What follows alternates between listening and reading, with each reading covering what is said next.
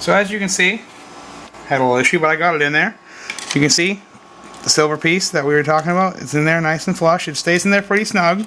Mine's a little loose because I've taken it out a bunch of times, but yours will be tight at first, which with all these parts, assembling them first time, everything's going to be a tight fit.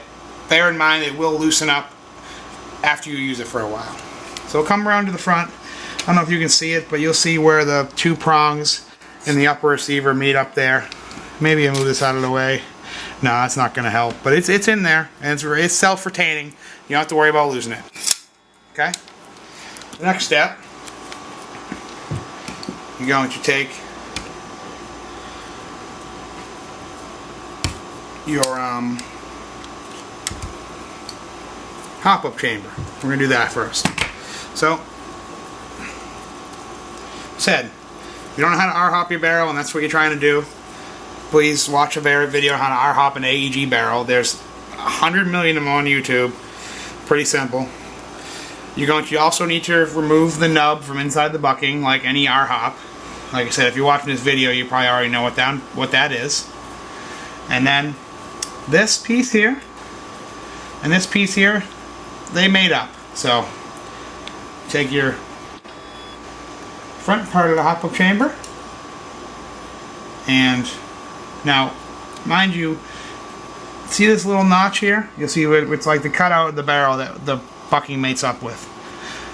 The C-clip here is going to go on the bottom of the barrel, so not the top, because obviously this is where the R-hop is. This is the underneath of the barrel, so when you're assembling it, the little C-clamp is going to be facing this way.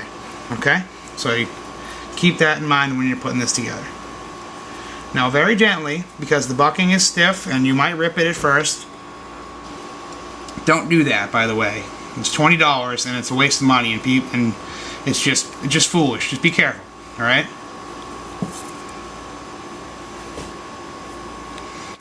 It's going to be tight. Like I said, everything is tight fit, so slowly push it up on top of the bottom of the bucking. You'll feel it catch on the bottom of the bucking. Alright? Now, if you need more of a reference, you can come up here, and right where this has stopped, you can see where that groove starts. If you've gone further up than that, you've gone too far, and you're going to have a problem trying to put this together. So, be mindful of this. Be very careful. This is the most important part of this setup. It's the only thing that's going to allow your BBs to feed properly and not have jamming issues. So, be careful. I can't stress it enough. Leave that there for a second. So now we're going to move on to this. This has 3 grub screws on it.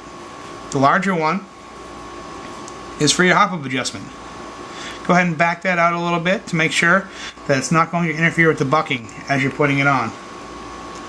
2 smaller ones, also back them out a little bit. Make sure they're not going to interfere when you put this together. See? They're not sticking out through the holes.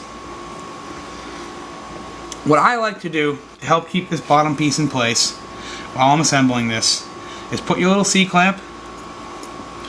As you can see, I mean, my barrel is shiny, so it's hard to see where the barrel starts and the brass starts. But you'll see the flat part of the flush barrel and then the flat part of this retaining clip. I like to assemble this.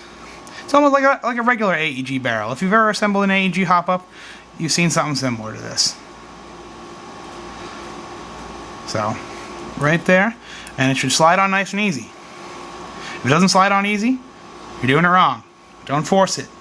So you get one shot at this before you rip your bucking probably and have to contact Tony and have him send you another one. Or, like I did at first, mess my whole gun up because I didn't take my time and have to have Tony fix it. So, don't be like me. Be careful. Like I said, this is the bottom. You want your grub screw for the hop-up on top. So when you put it together, you'll see these 2 little side pieces right there where mine's already jacked up from the set screws. So right there and right there are where the 2 small screws meet up with. So keep your C-clip in place and then gently just wiggle that on into place. It should go in pretty easily, so it's going to be a tight fit. If you need to use a little bit of lube to get it on the slide nice and easy, you can. Lots of lube at the beginning is not a big issue. And right in there, you'll see, you'll feel it when it clicks into place.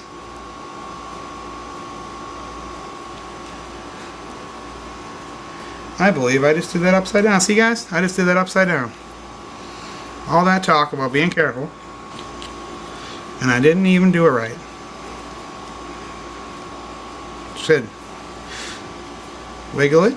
Be very careful about taking it off. Make sure your bucking's nice and straight, and then assemble it the right way.